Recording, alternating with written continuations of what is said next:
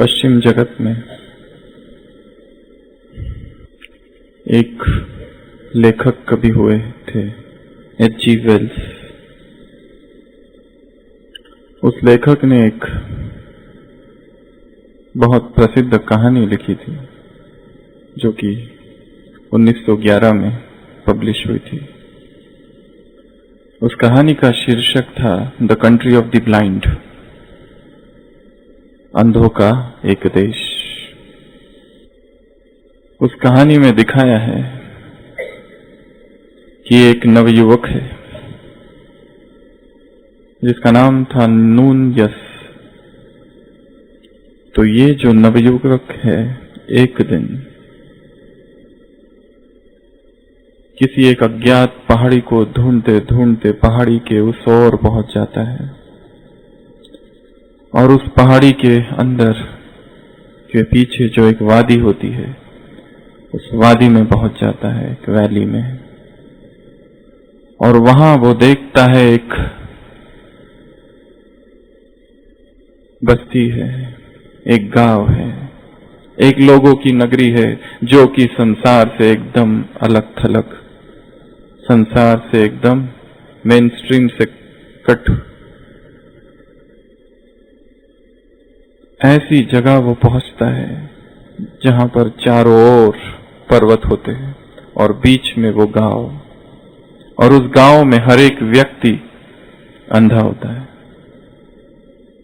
क्योंकि जैसे ही वहां किसी बच्चे का जन्म होता है उन्हें एक ऐसी बीमारी हो जाती है कि वो दृष्टि बाधित हो जाते हैं, ब्लाइंड हो जाते हैं बचपन से ही।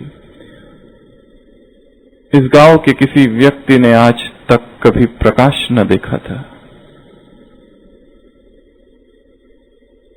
ये नवयुवक बहुत खुश हो जाता है यह सोचकर कि इस अंधों की नगरी में मैं एक ही हूं जो देख सकता है। वो वहां रहने लगता है, परंतु उस गांव के जो लोग हैं उसे वो अच्छा नहीं लगता, क्योंकि वो गांव के लोग कहते हैं इसके चेहरे पर ये जो है आंखें, ये कोई बीमारी है इसकी। इन आंखों की वजह से, इस बीमारी की वजह से ये निरंतर अशांत रहता है, बेचैन रहता है, ढूंढते रहता है। नून यस वहां पर एक व्यक्ति के घर काम में लग जाता है और उस व्यक्ति के घर काम करते करते वो जो अंधा व्यक्ति होता है, वहां का सभी अंधे होते हैं, परंतु वहां का वो अंधा व्यक्ति, उसकी जो बेटी है उसके साथ में इसे प्यार हो जाता है। वो बेटी भी अंधी है और प्यार ऐसा हो जाता है कि वो कहता है उस बेटी से, मुझे तुमसे विवाह करना है।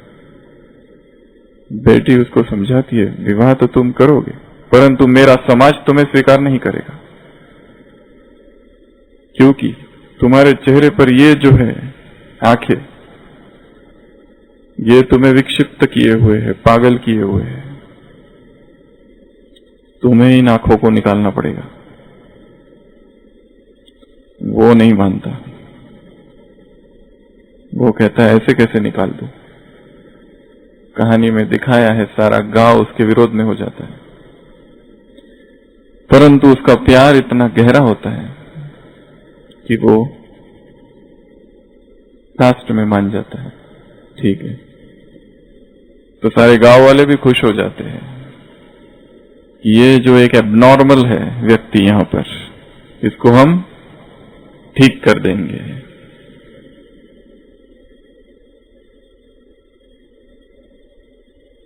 दूसरे दिन सुबह शल्य चिकित्सा होने वाली होती है, सर्जरी। वो व्यक्ति सोचते रहता है कि वास्तव में मेरी आंखें चली जाएगी, परंतु वो जो कन्या होती है वो भी उसे बहुत समझाती है, तुम्हें निकालना ही पड़ेगा, अगर तुम्हारा प्यार मेरे लिए सच्चा है तो तो हाँ ना आखिरी में वो मान जाता है।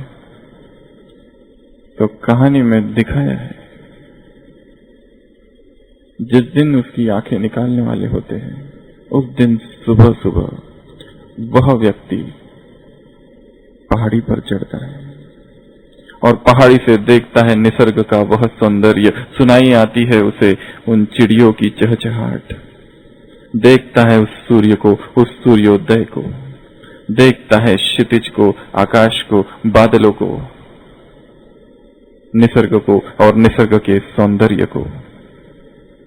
और उस निसर्ग के सौंदर्य को देखकर वो सोचने लगता है कि चाहे कुछ भी हो जाए मैं अपनी आंख नहीं निकालूंगा।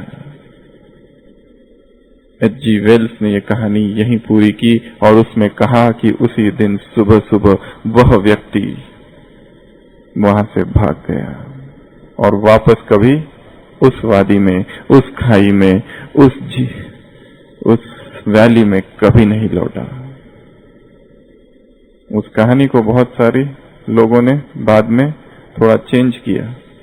किसी ने कहा कि वो कन्या को लेकर वो भाग गया। कंट्री ऑफ द ब्लाइंड, ये कहानी उस समय बहुत प्रसिद्ध हुई थी। ये हम क्यों सुना रहे हैं आज? बोलने वालों की नगरी में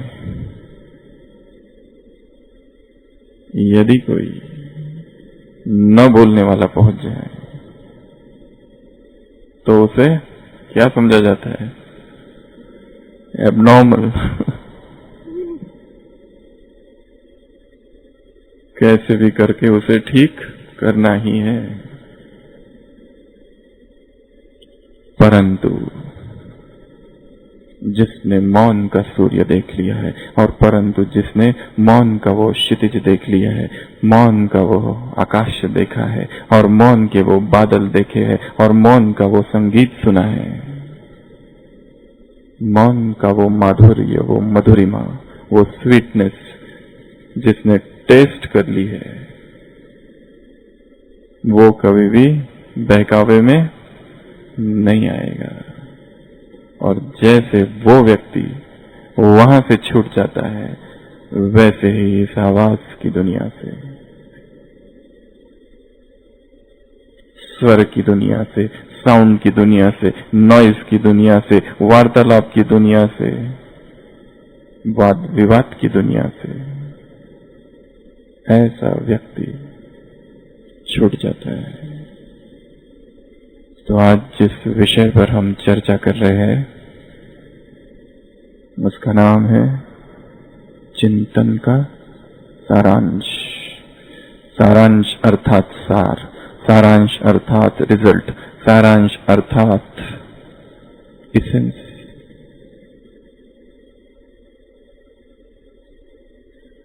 जब व्यक्ति चिंतन करते करते, ज्ञान का चिंतन करते करते, ईश्वरीय चिंतन करते करते, नॉलेज का चिंतन करते करते ऐसी अवस्था को पहुंचता है तब वो मगन हो जाता है। आवाज की यह दुनिया से दूर हट जाता है। कैसा ये आवेग है बोलने का, कैसी एक्साइटमेंट है बोलने की, जहां हर व्यक्ति बोलना ही चाहता है। मौन अर्थात चुप रह जाना नहीं, मौन अर्थात इस पागलपन से मुक्त होना है, इस वेग से, इस आवेग से, इस एक्साइटमेंट से, इस आवेश से।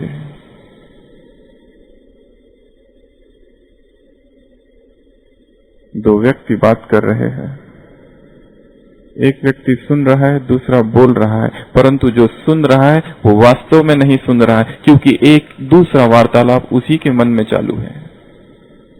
वो तो केवल इंतजार कर रहा है कब वो सामने वाला शांत हो और अपने अंदर जो वार्तालाप है उसको चालू करे। Inner dialogue. पश्चिम में काल जुंग हुआ है, सिगमंड फ्राइड, जिसने साइको एनालिसिस को पूरा बदल दिया, मनोविज्ञान के जगत को, और जिसने पहली बार कहा था, और उसके बाद से ही काम विकार सारे जगत में इतना ज्यादा स्वीकार ये हुआ। उसी का शिष्य एक हुआ कार्ल जुंग। उसने अपने एक संस्मरण में लिखा है कि मेरे पास एक बहुत बड़ा पागल खाना था और उस पागल खाने में सभी पागल रहते थे।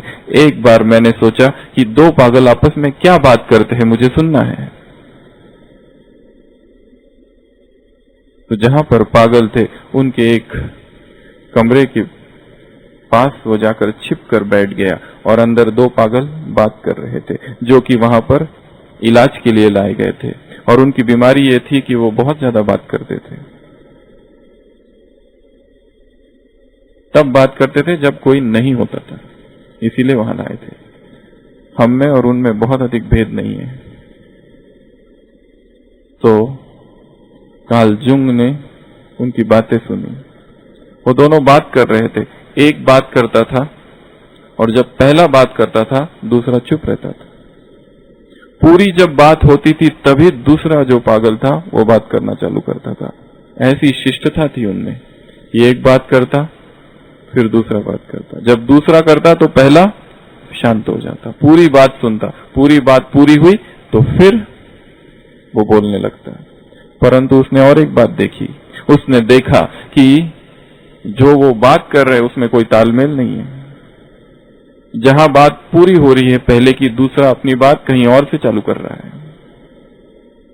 जिसका कोई संदर्भ नहीं, कोई कॉन्टेक्स्ट नहीं, कोई लेना देना नहीं बातचीत से। वो उनसे पूछता है कार्ल जुंग कि भाई मेरे तुम लोग क्या कर रहे हो? ये कौन सा वार्तालाप कर रहे हो? कौन सी भाषा का प्रयोग कर रहे हो? और तुम लोग इस तरह, एक जब बोलता है तो दूसरा चुप क्यों हो जाता है? तुमको तो लाया ही यहां इसलिए था कि तुम ज्यादा बात करते हो। तो वो कहते we are following the rules of conversation. हम बातचीत के नियमों को फॉलो कर रहे हैं। उसने लिखा है मनुष्य जाति भी शायद यही कर रही है। भूलने का जो आवेग इतना अधिक है, आवेश इतना अधिक है, एक्साइटमेंट इतनी ज्यादा है कि दूसरा कब शांत हो और हम बोले। दूसरा होना, दूसरे का होना या न होना, ये इतना महत्वपूर्ण नहीं है। दूसरा तो खूंटी मात्र है जिसमें हम अपने बोल टंगा रहे हैं। वास्तव में हमें बोलना है।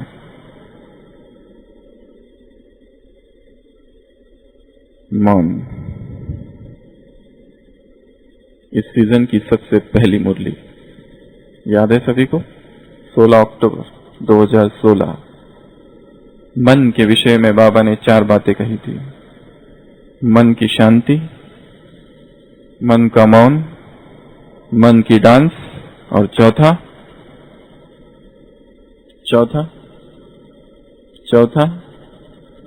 मन का मौन, मन की शांति, मन का डांस, और चौथा मन शक्तिशाली।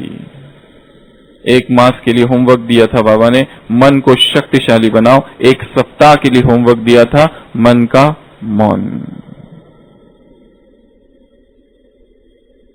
जो भी ज्ञान का हम चिंतन करते हैं, जो भी ज्ञान का हम मनन करते हैं, अगर वो वास्तविक चिंतन है और वास्तविक मनन है, तो वो करते करते ही योग से जो सर्वोच्च अवस्था प्राप्त होती है, वही अवस्था चिंतन से भी प्राप्त हो सकती है। जो ज्ञान से सर्वोच्च अवस्था प्राप्त होती है, याद में आत्मा मगन हो जाती है, वैसी ही अवस्था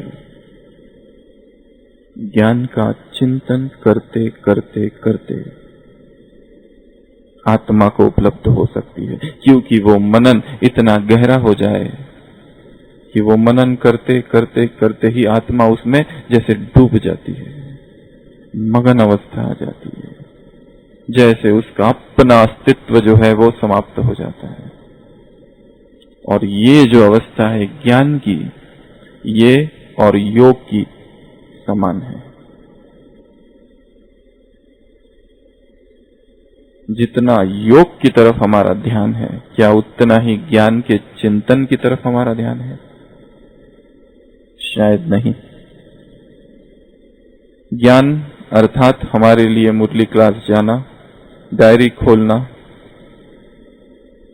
महावाक्य लिखना, प्रश्न लिखना, उत्तर लिखना, मुरली की कुछ पॉइंट्स लिखना, धारणा के लिए सार 1 पॉइंट, 2 पॉइंट, वरदान, विश्लेषण और स्लोगन, डायरी बंद।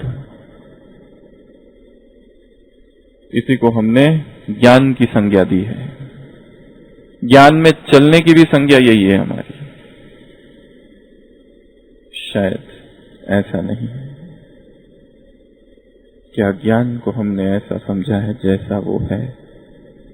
क्या ज्ञान की गुह्यता को हमने समझा है? ज्ञान की गहराई को हमने जाना है? एक एक शब्द के अर्थ को, वाक्य के गुणार्थ को और भावार्थ को समझा है? शायद नहीं। और जब हम वो समझने लगते हैं, जब हम वो अर्थ जानने लगते हैं, तब मौन स्वतः ही घटित होता है। Deep silence. महात्मा गांधी ने एक आर्टिकल लिखा था कभी, 6 अगस्त 1925, यंग इंडिया। उसमें उन्होंने लिखा है, वर्णन किया है, जब मैं अफ्रीका में था, एक बार एक मठ में गया, बहुत बड़ा आश्रम था जहां पर सन्यासी रहते थे, और उस आश्रम का नाम था the Trappist monastery. Trappist monastery नाम का वो मठ था। वहां मैं गया और वहां मैंने क्या देखा कि वहां पर सभी लोग मौन व्रत धारण किए हुए, जितने सन्यासी वहां पर है 500 से भी अधिक, सभी मौन है, कोई किसी से बात नहीं कर रहा है। ऐसी अद्भुत शांति थी वहां पर, कोई शब्द, कोई आवाज नहीं, कोई हलचल नहीं, और सारे कार्य फिर भी हो रहे हैं। तो वहां के जो हेड थे, मठाध्यक्ष, जो इंचार्ज, उससे उन्होंने पूछा, उस फादर से, कि ये क्या है? उस फादर ने कहा, यहां पर सभी सन्यासी मौन व्रत का पालन करते हैं। महात्मा गांधी ने पूछा, क्यों? उन्होंने कहा कि हम मनुष्य मात्र इतने कमजोर प्राणी हैं, क्या बोलना चाहिए और क्या नहीं बोलना चाहिए हमें आज तक समझ में नहीं आया है। बोलते हैं तो गलती हमेशा करते हैं, थोड़ा ज्यादा बोलते हैं, या जो बोलना नहीं चाहिए वो बोलते हैं, और हमारे अंतःकरण में, अंत चेतना में, इनर कॉन्शियस में जो आवाज है, जो इनर वॉइस है, वो इतनी पहले ही कम है, इतनी धीमी गति की है कि यदि उस आवाज को सुनना है तो बाह्य सभी आवाजों से हमें मुक्त होना होगा। इसलिए इस आश्रम का यह नियम है कि यहाँ जो भी सन्यासी आता है उसको मौन व्रत का पालन करना पड़ता है।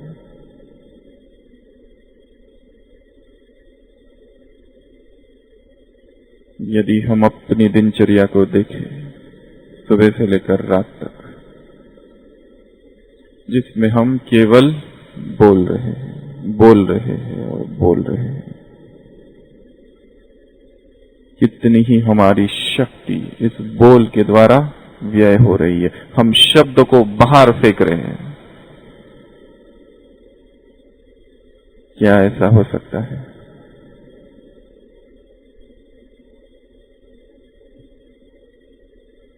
कि इस शक्ति को हम ना फेंके?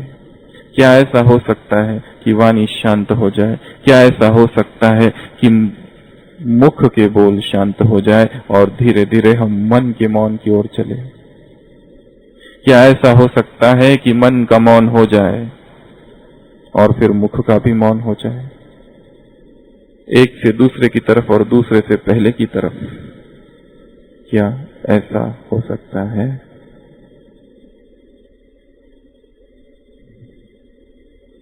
तो आज हमें मौन की चर्चा करनी है। म, उ, न 3 शब्द है। म अर्थात मन, उ अर्थात उत्कृष्ट, उत्कृष्ट का एक अर्थ होता है आकर्षण और न अर्थात नकार। मन जो संसार की ओर आकर्षित हो रहा है वहां से उसे रोक देना, अर्थात मौन, अर्थात साइलेंस, अर्थात चुप रह जाना, अर्थात यात्रा आरंभ करनी है शब्द से निशब्द की ओर, वाणी से निर्वाण की ओर। इस संसार को हमें जिन जिन बातों ने जोड़ रखा है उसमें एक मुख्य बात है मुखरता, स्पीच। अध्यात्म की जो जर्नी है, अध्यात्म की जो यात्रा है वो आंतरिक यात्रा है। यदि अंदर की यात्रा में जाना है तो बाहर की चीजों से, जो भी चीजें हैं जिन्होंने हमें जोड़ा है, उनको सबसे पहले तोड़ना होगा। कहानी सभी ने सुनी है उन यात्रियों की जो कि बहुत सारे मित्र थे, बहुत सारी शराब पी ली, नाव में बैठे, रात भर नाव चलाते रहे, रात भर पतवार चलाते रहे, और सुबह उठ के जब देखा तो नैया वहीं थी। क्यों? क्योंकि लंगर को नहीं बोला था। यदि अंदर की यात्रा में चलना है तो क्या करना होगा? जिसने हमें बाहर जोड़ के रखा है उसको तोड़ना होगा। और एक मुख्य जो चीज है जिसने हमें जोड़ रखा है वो है स्पीच। यदि स्पीच को कम कर दिया जाए, यदि स्पीच को या फिर संपूर्णतः रोक दिया जाए, तो क्या यह संभव है कि आंतरिक यात्रा सहज हो जाएगी?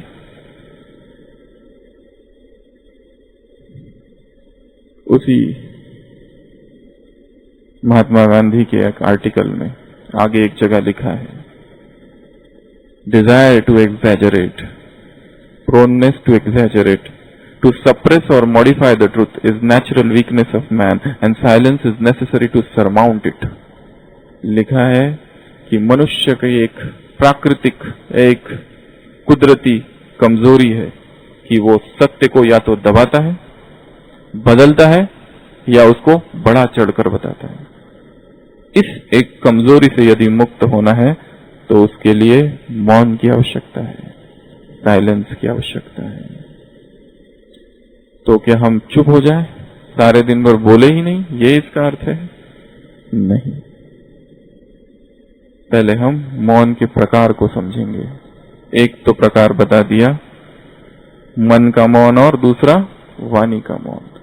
एक दूसरा मौन है एक सच्चा मौन और एक झूठा मौन। झूठा मौन जो है वो बड़ा खतरनाक है, जो लादा गया है, फोर्स्ड किया है। और 4 प्रकार के मौन हैं जिसकी चर्चा शास्त्रों में बहुत आती है। एक है काष्ठ मौन। काष्ठ मौन अर्थात संपूर्ण शरीर जिसमें शिथिल और शांत हो जाए, कोई हलचल नहीं शरीर की। दूसरा मौन है वाक् मौन, मौन वाणी का, बोलना बंद। तीसरा मौन है इंद्रिय मौन।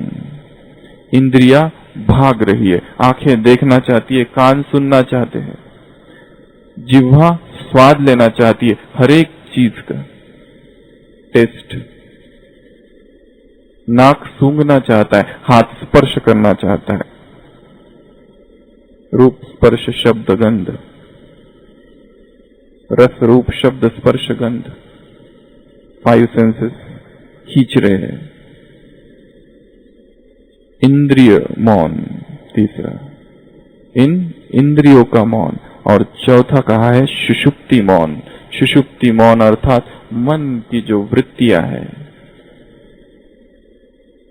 इच्छाएं, रिपल्स, तरंगे, उनको रोक देना, वो है सुषुप्ति मौन। 4 मौन की चर्चा है और आज हम चर्चा करेंगे मन के मौन की और वाणी के मौन की। दोनों ही आवश्यक है।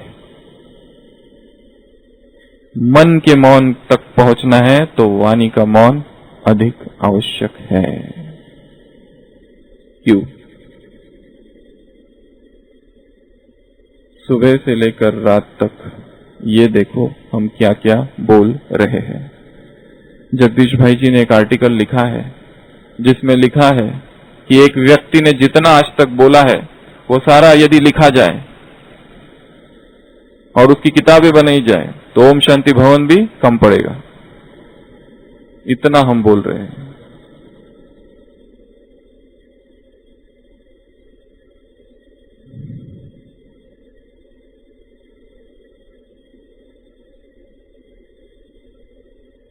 मेडिटेशन जो है वो बीइंग की अवस्था है, डूइंग की अवस्था नहीं है। Meditation is the state of being, not doing. और वो जो बीइंग है वो साइलेंस में घटित होता है। मैं जो हूं, जैसा हूं, उस स्थिति में स्थित होना, कुछ करना नहीं, करने से ही तो सारा उपद्रव हुआ है, करने से ही सारी झंझटें उत्पन्न हुई है। योग अर्थात अपने आप में स्थित हो जाना, बाहर नहीं जाना, बाहर वृत्तियां नहीं जाए, बाहर इंद्रिय न दौड़े, यह मौन है।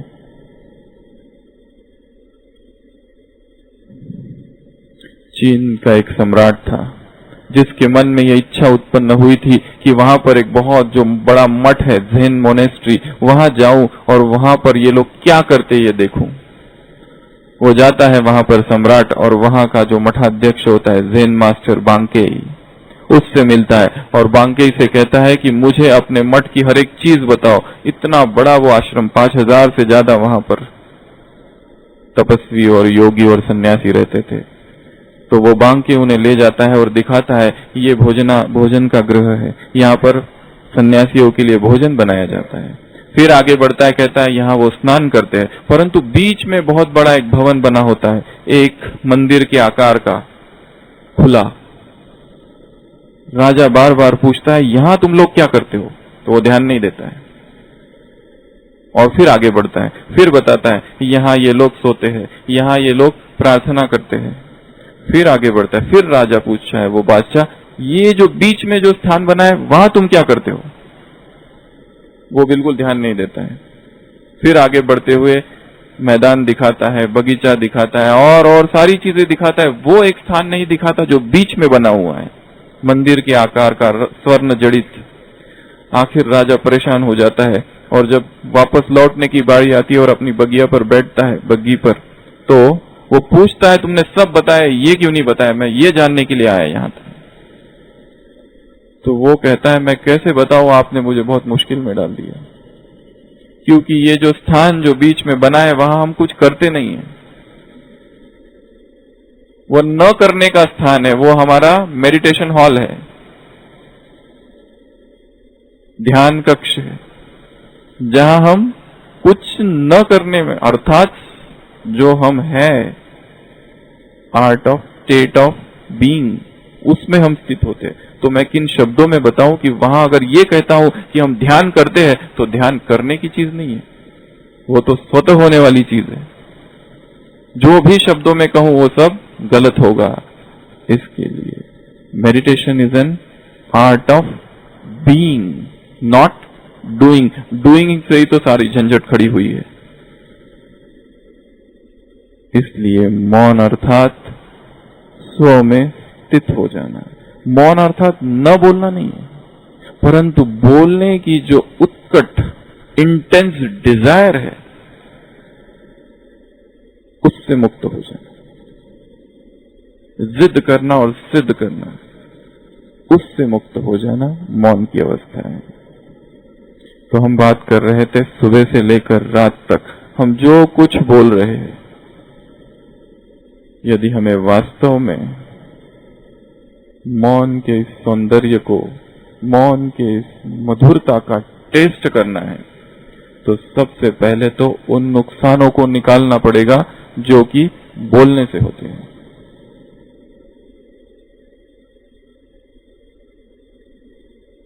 ना बोले 9 गुण, ऐसी कहावत है हिंदी में। न बोलना 9 गुण। तो सबसे पहले तो हम वो पॉइंट्स निकालेंगे जो हम इतना जो बोल रहे, नाम हम सेवा का देते हैं, वो दूसरी बात है, परंतु उसमें बहुत सारी अनावश्यक बातें आ रही है। उनसे क्या क्या होता है, पहले तो वो स्पष्ट होना चाहिए। सबसे पहली बात जो कही, हमारी ऊर्जा नष्ट हो रही है। इस संसार में जितने महापुरुष हुए हैं, सभी के जीवन को देखो, उनके जीवन में गहरा मौन था, वाणी का मौन। हम मन के मौन की बात बाद में करेंगे, पहले वाणी का मौन। एक दिन ऐसा बिताते थे हफ्ते में जिस दिन पूर्णतः मौन रहते थे। तो सबसे पहले तो शक्ति संचय मौन से, और नुकसान शक्ति का वेस्ट हो जाना। दूसरा, बोलने की जो इच्छा है हमें बहुत कुछ ऐसा करने में मजबूर करती है कि जो हमें नहीं बोलना चाहिए वो हम बोल देते हैं। ऐसे सीक्रेट्स हमारे जो हमें रिवील नहीं करने चाहिए वो भी हम बोल देते हैं और फिर पश्चाताप करते हैं। एक अंग्रेजी ऑथर ने लिखा है कि मैं आज तक उन सभी चीजों के लिए पश्चाताप करता हूं जो मैंने बोल दी, उन चीजों के लिए कम करता हूं जो मैंने सोची पर बोली नहीं।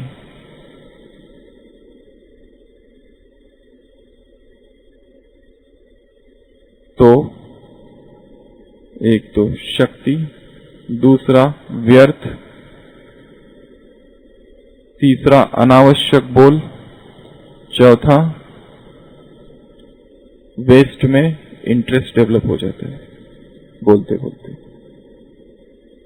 कहां क्या हो रहा है, किसके जीवन में क्या हो रहा है, किस डिपार्टमेंट में क्या हो रहा है, वो जानना चाहते हैं।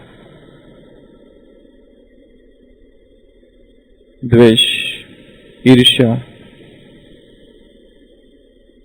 मिसअंडरस्टैंडिंग, ग्लानि, निंदा, बोलते बोलते अभी अभी संडे मुरली चली थी, ऐसे ही चालू भाषा, लास्ट संडे की मुरली, ऐसे ही बोल दिया, ऐसे ही कर लिया, ऐसे ही हो गया, हम तो मजाक कर रहे थे, ऐसे ही किसी की टांग खींच ली, ऐसे ही की माया। वो बोलते बोलते बोलते कब किसी की निंदा करना हम चालू कर दे, पर चिंतन करना चालू कर दे, पर दर्शन करना चालू करे, ये हमें भी पता नहीं चलता है। और सत्य जैसा होता है वैसा वो नहीं रहता है। जब एक मुंह से दूसरे मुंह और दूसरे से तीसरे तक पहुंचता है, सत्य बदल जाता है।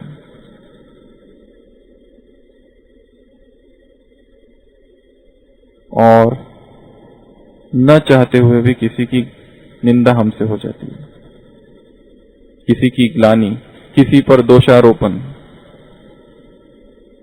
ब्लेम गेम, ब्लेम करना, अक्यूज करना, विरोध करना, ये सारी चीजें चालू हो जाती है।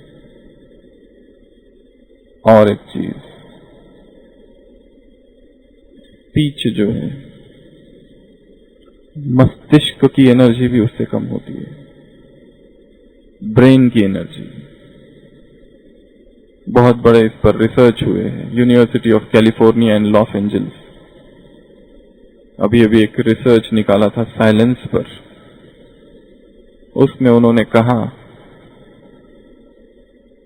जो व्यक्ति बोल रहा है कंटिन्यूअस सुबह से लेकर शाम तक, कहीं ना कहीं उसका दिमाग कमजोर हो रहा है। एक कंपनी है प्रोमेगा, उस कंपनी में ऐसा नियम बनाया है कि हर एम्प्लॉय को दोपहर में 20 मिनट के लिए एकांतवास दिया जाता है और मौन का अभ्यास कराया जाता है। और देखा है कि जब से उन्होंने इस कंपनी ने चालू किए, उनकी कार्य क्षमता बहुत बढ़ गई है। दिन भर उनको बहुत काम करना पड़ता है, पर ये थोड़ा सा पीरियड एकांत का और सॉलिट्यूड का जैसे उनमें शक्ति भर देता है। तो बोलना दिमाग की जो शक्ति है उसको भी कम करता है, बोलना हमारी क्रिएटिविटी को भी कम करता है। ज्ञान की चर्चा करना वो अलग बात है, मितहारी बोल, सॉफ्ट वर्ड्स, सुखकारी बोलना अलग बात है। हम बात कर रहे हैं उन बोल की जो व्यर्थ है, जो वेस्ट है, जो निंदा के है, जो ग्लानि के है, जो आवेग के है, आवेश के है, एक्साइटमेंट के है, इस डिजायर से है कि बस बोलना है। वो सभी बोल हमारी शक्ति को क्षीण कर रहे हैं।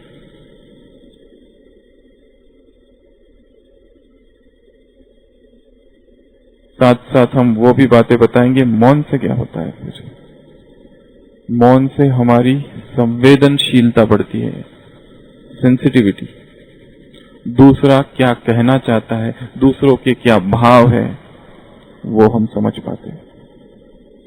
यहां तक कि जो घटनाएं हो रही है, यदि व्यक्ति मौन रहे तो उसे वो घटनाओं का भी ज्ञान होता है, उन घटनाओं में क्या किया जाए और क्या नहीं किया जाए, और तो और आगे क्या होने वाला है वो भी उसे पता चलता है। साइलेंस पावर पर बाबा की बहुत सारी मुरलियां चली है, जिसमें बाबा ने कहा है जब तुम्हारी साइलेंस पावर इतनी बढ़ जाएगी तो तुम थॉट रीडर बन जाओगे, क्या होने वाला है वो तुम्हें पहले ही पता चलेगा। दूर श्रवण, दूरदर्शन, क्लायरवॉयंस, क्लायर ऑडियंस, टेलीपैथी की वो पावर स्वतः ही तुम में आने लगेगी, और वो आएगी साइलेंस से। और वाणी से क्या होता है आप बताइए। अब कंटिन्यूअस बोलने से थकान, सेवा इतनी नहीं थकाती। अगर दो सेवाधारी है, दोनों को समान सेवा दी हुई है, एक मौन में वही सभी सेवा कर रहा है, दूसरा बोलकर कर रहा है, कौन ज्यादा थकेगा? बोलने वाला। किचन की सेवा दो माताओं को दी गई है, एक कंटिन्यूअस बोल रही है, कमेंट्स कर रही है हर चीज पर, ये नहीं है, वो नहीं है, ये है, वो नहीं है। आवाज है, मुख का भी आवाज और बर्तनों का भी आवाज। जब मुख का होगा तो बर्तन का तो होना ही है। और दूसरा है, दूसरी माता है, चुप है, छोटा सा एक संकल्प ले लिया है, अमृत वेले आज सारे काम बाबा की याद में करने हैं, तो वो मौन स्वतः ही हो रहा है, मन का लिया है, मुख का हो रहा है। या कभी ऐसा भी होता है मुख का भी ले ले तो मन का हो जाए, फिर दोनों ही चीजें हैं। कभी कभी मुख का भी लेने की आवश्यकता है, क्योंकि मन का हमेशा होगा ये जरूरी नहीं है। कार्य क्षमता बढ़ जाती है साइलेंस से, क्रिएटिविटी बढ़ जाती है साइलेंस से, रचनात्मकता, चीजों की तरफ देखने का जो दृष्टिकोण है, व्यू पॉइंट, पर्सपेक्टिव, नजरिया, उसमें बहुत सारी क्रिएटिविटी आ जाएगी। ये सब मौन से होता है। केवल वाणी के मौन से भी ये सब चीजें होती है। और जैसे जैसे वाणी का मौन बीच बीच में, सारा दिन भर तो कईयों को ये संभव नहीं है क्योंकि सेवाएं है, सेवाओं में बहुत बोलना है, परंतु सुबह का समय हमारे पास है, कम से कम 8 बजे तक या 9 बजे तक एक व्रत इस भट्टी से लेके जाना है। कौन सा व्रत? मौन का। अगर बोलना है तो केवल ज्ञान की ही बात है, सुबह 8 बजे तक। बाकी वार्तालाप, बाकी डिजिटल वर्ल्ड, मैसेजेस, ये वो व्हाट्सएप, इनसे स्वयं को थोड़ा दूर रखना है। सुबह कम से कम 8 बजे तक, और फिर से रात में 8 या 9 बजे के बाद फिर से मौन। और हो सके तो हफ्ता में 1 दिन वाणी का संपूर्ण मौन।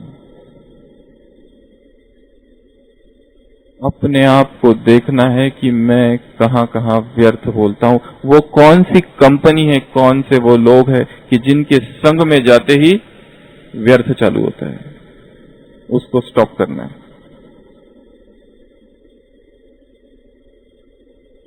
एक दिन भी यदि कोई मौन रहे, पूरा दिन मुख का संपूर्ण, तो शाम तक देखोगे कि एक शक्तिशाली स्थिति बन गई है, एक शक्तिशाली स्थिति। और फिर वो भाषा, फिर वो वाणी जैसे लगने लगती है कितनी व्यर्थ है।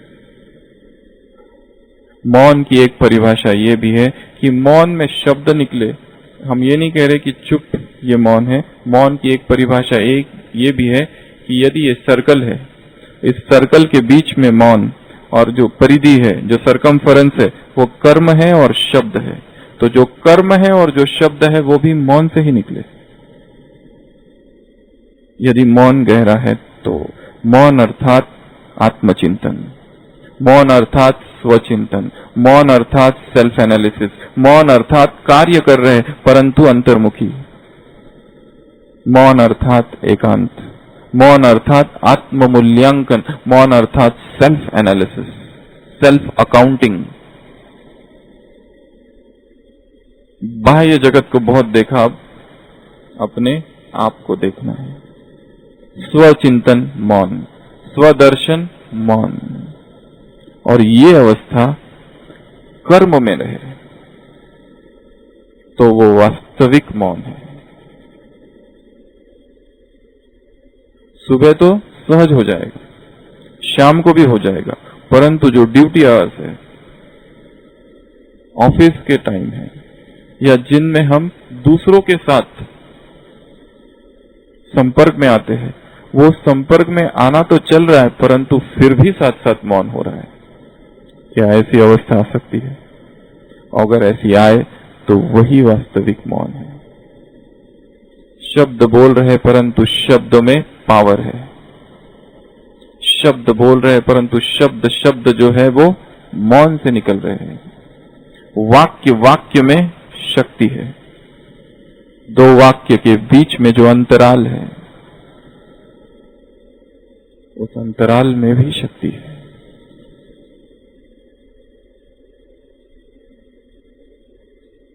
स्वयं को चेक करना है कि बोल से हमारी कहां कहां कौन कौन सी कितनी शक्तियां वेस्ट हो रही है। जब व्यक्ति मौन रहता है तो निर्णय शक्ति बढ़ जाती है, पावर टू जज, पावर टू डिस्क्रिमिनेट। चीजों को हम वैसा नहीं देखते जैसे अब देख रहे हैं, अस्पष्ट। हर एक के जीवन में इतनी सारी समस्याएं हैं, परंतु हम जैसे ही मौन हो जाए तो देखेंगे वो समस्या है ही नहीं, वो हमारे क्लाउडेड थिंकिंग की वजह से हो रही है। हम स्पष्ट नहीं देख पा रहे चीजों को, इसलिए वो समस्या भास रही है। परंतु जैसे ही माइंड साइलेंट हो जाता है, तब वो स्पष्ट दिखाई देने लगती है। हमने अपने ही जीवन में 3 अलग अलग समय पर ज्ञान में आने से पहले, जो कि हमने संकल्प नहीं किया था परंतु स्वतः ही मौन की अवस्था में गए थे। पहला मौन जो था वो 6 मास तक चला था, और उस 6 मास में हमने ये देखा था कि जो चीजें होने वाली है वो हमें पहले ही जैसे आभास हो जाता था।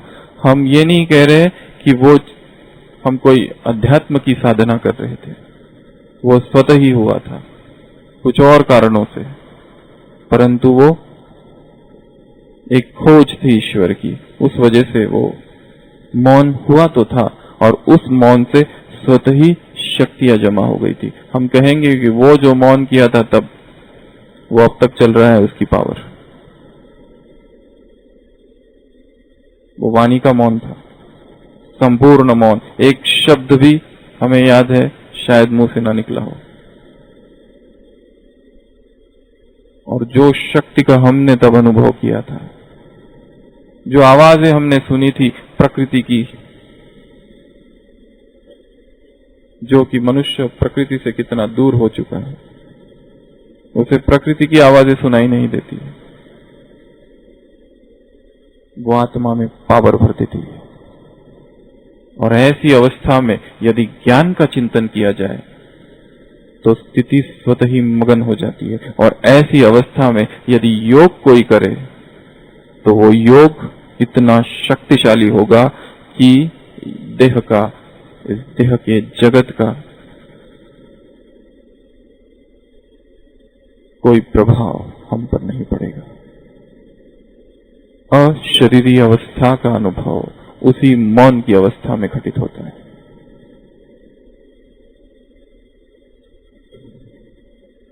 आत्मशुद्धि का मार्ग है मौन, आत्मोन्नति का मार्ग है मौन। The greatest power, the highest power are highest silence are fed. Swami Vivekananda ने कहीं कहा है, यदि सर्वोच्च पावर को पाना चाहते हो तो सर्वोच्च मौन चाहिए। ग्रेटेस्ट साइलेंस, और उस साइलेंस के इर्द गिर्द जीवन घूमे। उस साइलेंस से शब्द निकले, उस साइलेंस के केंद्र से परिधि पर कर्म हो रहे हैं, सबके संपर्क में है, बात भी कर रहे, परंतु बिंदु मौन है। जैसी बात पूरी, दौड़कर आत्मा उस केंद्र पर पहुंच रही है मौन के।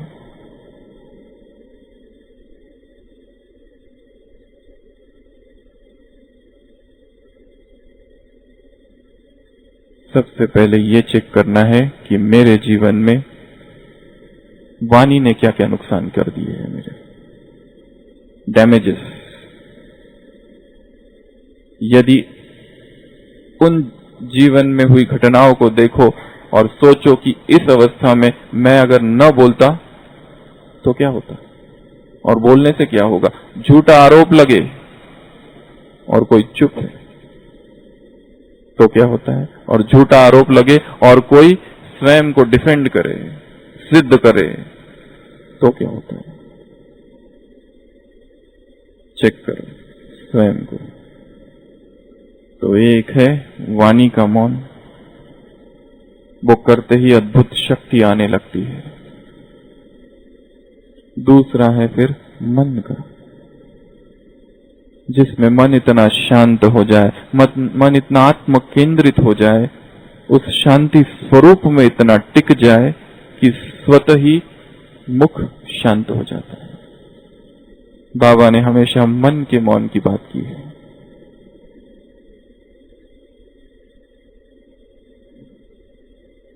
मन का मौन अर्थात संकल्प कम से कम। मन का मौन अर्थात मन आत्माभिमानी स्थिति में स्थित है। आज सुबह की मुरली त्याग पर थी। कहीं और एक जगह बाबा ने वाणी से वैराग की बात की थी। कभी वाणी का त्याग,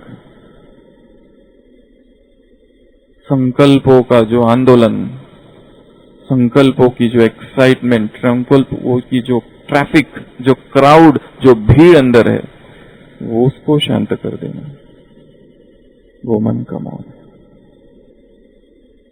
जब मन का मौन हो जाता है तो वाणी का स्वतः ही होता है। परंतु फिर भी हम सभी को वाणी का भी मौन करना है, क्योंकि वो भी एक साधना है, वो वाक तपस्या है। मौन अर्थात वाणी का तप है। वो उस तप से जब हम गुजरते हैं तो ही बाद में कम बोलना ये समझ में आता है। कंप्लीट साइलेंस की यात्रा से जब तक व्यक्ति नहीं गुजरता तब तक उसे ये नहीं पता चलता है कि कम भी बोलना है। कंप्लीट साइलेंस का लक्ष्य रखेंगे तब लेस टॉकिंग होगा। लेस टॉकिंग का लक्ष्य रखेंगे तो टॉकेटिव होंगे, क्योंकि उसकी सीमा रेखा क्या है। फिर संकल्प की आज कम बोलेंगे परंतु नियंत्रण नहीं है। फिर उस पर लक्ष्य रखना है संपूर्ण मौन का, और फिर उसमें जहां जहां आवश्यकता है वहां पर वाणी में आना है। तो दोनों ही चीजों को हमको साधना है।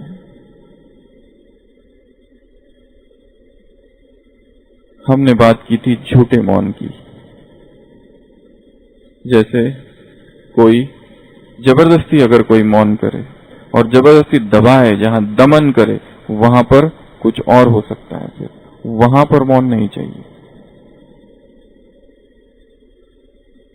भावनाओं को व्यक्त करना है, या तो उस व्यक्ति के सामने जिसमें विश्वास है, या किसी पर यदि विश्वास नहीं है तो बाबा के सामने। दबा के नहीं रखना है कोई इमोशन को। यदि एंगर का इमोशन है, किसी ने हमें कुछ कह दिया और उसके प्रति हमने घृणा को दबा के रखा और लंबा समय तक दबा के रखा, तो एक दिन वो बदला लेगी। इसके लिए कैथारसिस इंग्लिश में कहते हैं, परगेशन। उसको व्यक्त कर दो। और सबसे बेस्ट हमारा जो फ्रेंड है वो शिव बाबा है। उसके सामने दिल की हर बात को कह दो। यदि किसी एक आत्मा के प्रति घृणा, द्वेष, ईर्ष्या, नफरत कुछ भी है, या तो लिखकर उसे बोल दो, पर उसको इस तरह से ये वाला मौन ना हो कि दबा के रखा है उसे। एक जैन मोनेस्ट्री में एक व्यक्ति होता है जो कि झूठा मौन करता है, और वो अपने आप को कहता है मैं मास्टर ऑफ साइलेंस हूं। उसके पास ज्ञान कुछ भी नहीं होता है, वो चुप रहता है। उसने अपने साथ 2 शिष्य रखे होते हैं। वो शिष्य ही उत्तर देते हर चीज का। कोई भी जिज्ञासु आकर पूछता है तो वो शिष्य को कह देता है कि आप उत्तर दो, क्योंकि इनका मौन है। तो एक बार वो शिष्य कहीं बाहर चले जाते हैं और एक जिज्ञासु बीच में आ जाता है। अब इसके लिए मुसीबत हो जाती है, क्योंकि इसके पास कोई ज्ञान नहीं होता है, ये झूठा साधु होता है। तो वो उसको पूछता है सत्य क्या है। अब ये डर जाता है, अपने शिष्य को ढूंढने लगता है। इधर देखता है, दाएं देखता है और बाएं देखता है, कई शिष्य मिलते नहीं। तो सामने का जिज्ञासु बहुत खुश हो जाता है। फिर जिज्ञासु पूछता है धर्म क्या है। ऊपर देखता है, नीचे देखता है, शायद शिष्य कहीं ऊपर हो। तो जिज्ञासु और ज्यादा खुश हो जाता है। फिर वो पूछता है भगवान क्या है। अब ये साधु जो होता है डर जाता है, अभी क्या करूं। वो खुद प्रार्थना करने लगता है, हे प्रभु मेरी रक्षा करो, अब मैं क्या उत्तर दूं। तो सामने का जिज्ञासु और ज्यादा खुश हो जाता है। फिर जिज्ञासु पूछता है आपका इस संसार के लिए क्या आदेश है, संदेश है। तो वो लास्ट में कहता है जैसे कि मैं हार चुका हूं, मुझे माफ कर दो। बिना कुछ बोले हाथ सामने कर देता है। तो जिज्ञासु बहुत खुश होके जाता है। बीच में रास्ते में 2 शिष्य मिलते हैं। वो शिष्य पूछते कैसे रहा। तो वो कहते हैं आपके गुरु तो बहुत पहुंचे हुए गुरु है। जब मैंने उनसे पूछा सत्य क्या है, तो उन्होंने इधर देखा उधर देखा। इसका मतलब सत्य ना इधर है ना उधर, वो अंदर है। जब मैंने उनसे पूछा धर्म क्या है, तो उन्होंने ऊपर देखा और नीचे, अर्थात धर्म अर्थात ना कोई ऊंचा है ना कोई नीचा, सब समान है धर्म में। जब मैंने उनसे पूछा भगवान कौन है, तो उन्होंने आंखें बंद कर ली। भगवान कोई मुख से थोड़ी ना कहा जा सकता है, परम मौन में ही उसका अनुभव हो सकता है भगवान का। और जब मैंने पूछा कि आपका संदास के लिए संदेश, तो उन्होंने हाथ सामने कर दिया। ये जीवन ही समर्पित है संसार के लिए। तो वो कहता है आप जैसे आपके जो गुरु है बहुत ऊंचे है। एक झूठा मौन कोई करता है तो भी क्या होता है संसार में। कहा जाता है, भर्तृहरि ने कहीं कहा है, ज्ञानियों की सभा में मूर्खों का श्रृंगार मौन है। ज्ञानियों की सभा में यदि कोई मूर्ख बन जाए और उसे मूर्ख हो और उसे ये दिखाना है कि मैं बहुत बड़ा ज्ञानी हूं, तो उसे क्या करना चाहिए, चुप रहना चाहिए। बोलकर अपनी मूर्खता प्रकट नहीं करनी चाहिए। तो इस मौन तक पहुंचने के लिए एक आधार है चिंतन, ज्ञान का मनन। और वो सारे दिन भर यदि मनन चलता रहे तो मुख स्वतः ही व्यर्थ नहीं कहेगा, कुछ व्यर्थ बोलेगा नहीं, ना ही व्यर्थ चिंतन होगा। दोनों ही मौन घटित होंगे, मन का भी और मुख का भी। और सारे दिन भर जब हम मौन रहते हैं तो शाम को जब योग में बैठेंगे तो वो योग कैसा होगा, शक्तिशाली और पावरफुल होगा।